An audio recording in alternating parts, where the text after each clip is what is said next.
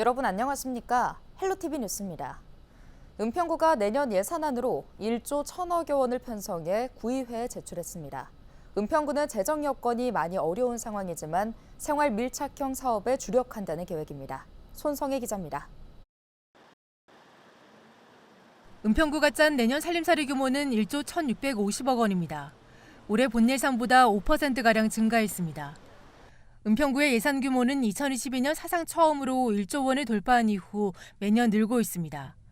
이 때문에 재정 상황이 나아진 것 같지만 실상은 그렇지 않습니다. 자주 재원이 해마다 줄어 2025년 예산안 규모는 기금을 끌어다 써 올해 수준으로 맞춘 상황입니다. 지난해 18.1%였던 재정 자립도 역시 15.7%로 떨어졌습니다. 부동산 호황기 때는 이제 취득세라든지 이런 것들이 많이 거쳐가지고 사실 그 가산금이 매년 많이 내려왔었는데 이제 그게 점차적으로 줄어든 게 제일 지금 영향이 크죠. 은평구는 어려운 재정 여건 속에서도 민생 안정과 지속 가능한 인프라 확충을 최우선으로 두고 예산안을 편성했다고 밝혔습니다. 가장 많은 예산이 투입되는 곳은 복지 안전 분야입니다. 전체 예산의 68%인 7,700억 원이 편성됐습니다. 기초연금, 생계 주거급여, 노인 일자리 등 사회적 약자 지원에 예산을 우선 반영하면서 아이맘 택시 등 체감형 사업을 확대했습니다. TV 프로그램을 활용한 치매 예방 사업에 2억 7천여만 원을 반영했습니다. 은평구의 생활 밀착형 복지는 이미 대내외적으로 많은 주목을 받고 있습니다. 영유아 가정의 든든한 힘이 되어준 아이맘 시리즈처럼 앞으로도 체감형 정책들에 집중하고자 합니다. 문화예술학습도시 은평구연은 민선 8기의 주요 역점 사업입니다. 불광천 벚꽃축제 예산은 주민들의 호응에 5천여만 원을 더 투입하고 최근 문을 연 이호철 북콘서트홀 활성화에 4억 원을 편성했습니다. 은평구의 대표 평생학습 프로그램으로 자리매김하고 있는 일동일 대학 사업은 도서관과 복지관 등으로 확대됩니다. 도시 경쟁력을 높이는 문화 교육 분야에 560억 원을 할당하였습니다. 문화와 교육은 국민의 삶을 다채롭게 하고 은평구의 미래 가치를 더하는 자산입니다. 내년부터 일동 1대학 사업은 도서관과 복지관 속으로 들어가 구민들은 집 근처 5분 거리에서 수준 높은 교육을 누릴 수 있게 될 것입니다. 이 밖에 기후위기 대응에 650억 원을, 은평사랑 상품권 발행 등 지역경제 활성화에 254억 원을 반영했습니다. 은평구 예산안은 구의회 심의를 거쳐 다음 달 18일 최종 확정됩니다. 헬로티비 뉴스 손성혜입니다. 양천구의 내년 예산이 올해보다 6.6% 증가한 9,943억 원으로 편성돼 구의회에 제출됐습니다.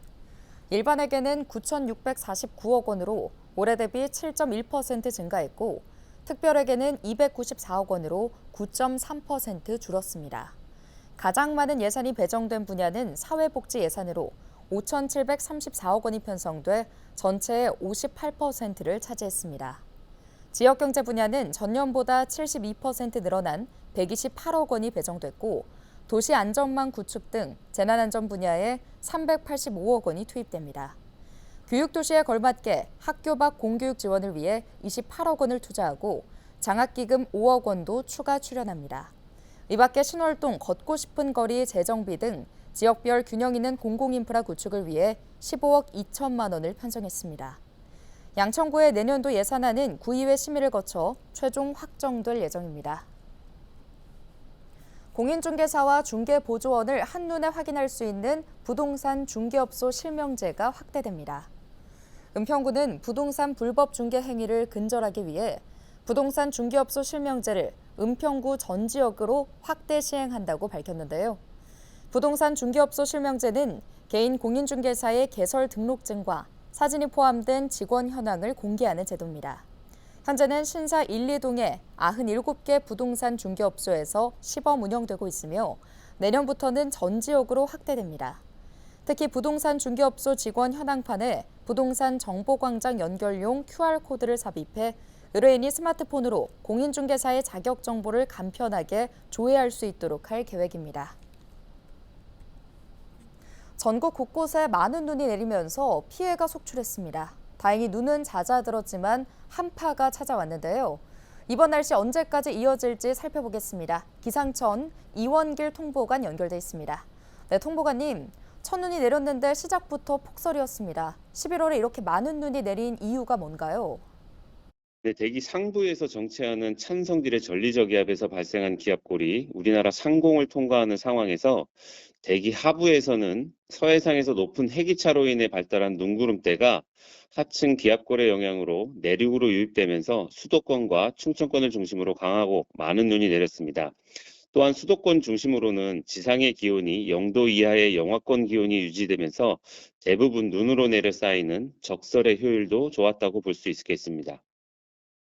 네, 지금은 눈이 좀 그치긴 한 것 같은데 확실히 추워졌습니다. 이번 주말과 다음 주 날씨는 어떨까요? 네, 이번 주말 우리나라는 고기압의 가장자리에 들면서 전국이 대체로 흐리거나 구름 많은 날씨를 보이겠습니다. 다만 전라권 서부와 제주도는 내일 토요일 이른 새벽까지 비나 눈이 내리는 곳이 있겠습니다. 주말 동안 아침 기온은 중부지방과 전북 동부, 경북권 내륙을 중심으로는 0도 이하로 낮겠고 강원 내륙과 산지는 내일까지도 영하 10도 내외의 낮은 기온 분포를 보이며 춥겠습니다. 낮 기온은 대체로 10도 안팎의 분포를 보이겠으나 강원 내륙과 산지는 모레까지도 5도 이하에 머물면서 춥겠으니 건강관리에 유의하시기 바랍니다. 네, 날씨가 계속 이렇게 변덕스러운 건 아닌가 걱정도 되는데요. 올겨울 날씨 전망은 어떤가요? 지난 11월 22일 기상청에서 발표한 3개월 전망에 따르면 강수량의 경우 12월과 1월은 우리나라로 차고 건조한 공기가 유입되는 기압 패턴이 형성되면서 평년보다 대체로 적을 가능성에 무게를 두고 있고요. 2월은 평년과 비슷할 가능성에 무게를 두고 있습니다.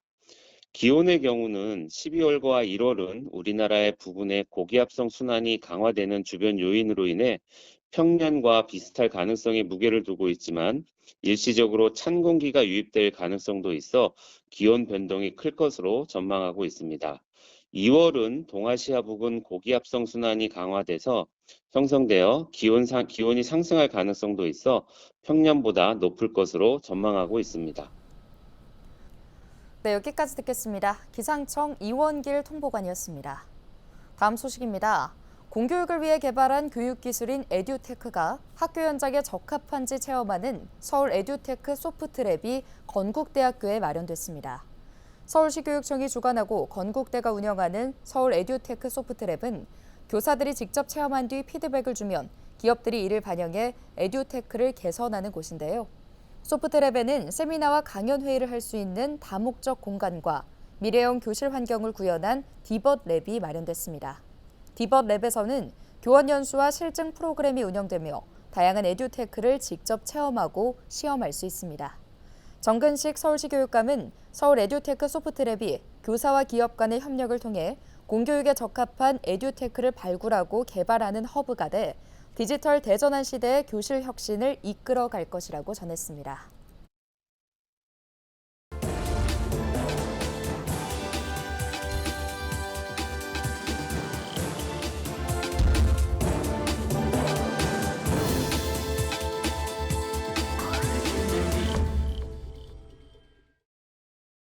케이블 TV 공동기획 지역을 살려라 시간입니다. 사람이 모이면 그만큼 주변 상권도 활성화되죠. 자치구가 지역 명소화를 통해 골목 상권 살리기에 나섰습니다. 인근 주민뿐 아니라 외부에서도 지역을 찾게 만들어 상권이 활성화할 수 있게 한다는 건데요. HCN 정주영 기자의 보도입니다. 서울시 자치구 가운데 최초로 중소벤처기업부 상권 르네상스 공모사업에 선정된 별빛 신사리 상권. 신원시장과 관악종합시장, 서원동 상점가 등 도림천 인근 3개 상권에 5년간 80억 원이 지원됐습니다. 도림천 산책로에 야간 조형물을 설치하는 관악 별빛 산책 등 이벤트를 열고 수변 테라스와 쉼터를 조성해 시민들이 머물고 즐길 수 있는 환경을 만들었습니다. 그 결과 월 평균 매출이 38%가량 증가하는 효과도 나타났습니다. 경관 주변이 좋고 이 구민들이 와서 휴식을 취할 수 있는 무대나 어떤 공연 같은 거 있을 때 앉아서 편안하게 즐길 수가 있고. 서울대 입구역 인근 샤로스길 역시 명소화를 통한 제도약을 꿈꿉니다. 서울시 로컬 브랜드 상권 육성 사업에 선정돼 3년 동안 최대 30억 원을 지원받게 됐습니다. 이를 바탕으로 지역을 대표하는 콘텐츠를 개발해 자치구를 넘어 서울시를 찾는 사람들의 발길을 잡겠다는 계획입니다. 테마골목 조성과 특색 있는 로컬 콘텐츠 개발 등 다양한 지원을 통해서 서울을 대표하는 상권으로 육성하는데 저도 구청장으로서 최선을 다하겠습니다. 한편 지역 명소화를 통한 효과가 지속될 수 있도록 사업 이후 재정 지원 방안 등 지속성은 숙제로 남습니다. 효과가 있거나 어떤 지역 명소를 만든다거나 이런 부분들은 아마 지속적인 지원이 돼야만 아마 본래 우리가 장기적으로 진행됐던 그 사업의 효과가 좀 추가적으로 더 나타날 거라고 봐집니다. 또 자치구가 사업을 주도하는 것이 아니라 상권이 자생력을 갖출 수 있는 환경을 조성해야 한다는 목소리도 나옵니다. 주민들이나 이런 그 사람들이 좀 더 장기적인 안목을 가지고 장소성 형성이라든지 지역 관리, 또 지역의 그 장기적인 발전을 위한 협업을 해나가는 그런 조직을 만든다든지 브랜드 효과가 장기적으로 조금 형성되고 마련되는 쪽으로 이제 유도해 나가는 게 이제 중요할 거다. 지역이 이름을 얻으면서 골목 상권에 활기를 불어넣고 있는 가운데 그 효과를 지속하기 위한 방안을 모색해야 할 때입니다. HCN 뉴스 정주영입니다. 네, 계속해서 지역의 골목 상권을 살리기 위한 사례들 살펴볼 텐데요. 서울 동작구에 위치한 작은 시장인 남성역 골목시장에서는 특화 먹거리를 개발해 상권을 알리려고 노력 중입니다. 특히 젊은 세대가 공감할 수 있는 메뉴를 통해 침체된 상권에 새로운 활기를 불어넣고 있습니다. HCN 송원종 기자의 보도입니다. 서울 지하철 7호선 남성역 인근의 남성역 골목시장. 70여 개의 점포가 모인 이 시장은 특화 먹거리 개발에 힘을 쏟고 있습니다. 들기름 칼국수와 카이센동 등 평소 시장에서 접하기 힘든 메뉴들을 선보이며 젊은 손님들을 끌어오고 있습니다. 셰프님 도움 받아갖고 제가 그 신제품 개발을 했으니까 저도 조금 한층 내가 좀 젊어지는 것 같고 그 젊은 세대들이 좀 찾아와 주시니까 저도 나름대로 만족하고 있어요. 기존에 없던 걸 하다 보니까 반응이 좋으셨고요. 호박 고추전이 너무 맛있다고 칭찬들을 많이 해주셨습니다. 메뉴 선정 과정은 특히나 치열했습니다. 20여 개 점포가 특화 먹거리 프로젝트에 도전해 3개 점포의 메뉴가 선정됐는데 전문가 컨설팅은 물론 시장 방문객 대상 콘테스트까지 거쳤습니다. 또 사업이 지속적으로 이어질 수 있도록 상인들의 의견을 최대한 반영했습니다. 전문가나 아니면 시장 전체적으로 상인회나 협동조합에서 야 이거 하자라고 해서 약간 인위적으로 하면요. 그게 한 1, 2년 지나면 없어져요. 그래서 저희도 이번에 메뉴나 점포 선정하면서도 상인들의 희망사항을 다 반영을 해서 상인들 의견대로 개발을 했고 이와 함께 남성역 골목시장은 문화와 관광을 결합한 문화관광형 시장으로 자리 잡는 걸 목표로 하고 있습니다. 이를 위해 지역의 둘레길을 활용한 트레킹 투어를 운영해 관광객들의 시장 방문을 유도하기도 했습니다. 이 같은 시도가 거듭되면서 방문객 증가뿐 아니라 상인들의 의식도 이전과는 크게 달라졌습니다. 우리 상인들의 의식 변화가 많이 바뀌었습니다. 이제 같이 뭉치면 된다고 자부하고 항상 우리 저희 상인에 힘을 실어주고 항상 좋은 쪽으로 긍정적으로 마인드로 생각하고 있습니다. 남성역 골목시장은 내년에도 특화 먹거리 점포를 추가로 선정하는 한편 배달과 밀키트 등의 도입도 고민하고 있습니다. 오랜 시간 정체돼 있던 도심 속 골목시장이 특화 먹거리 프로젝트를 통해 새로운 변화를 시도하고 있습니다. HCN 뉴스 송원종입니다.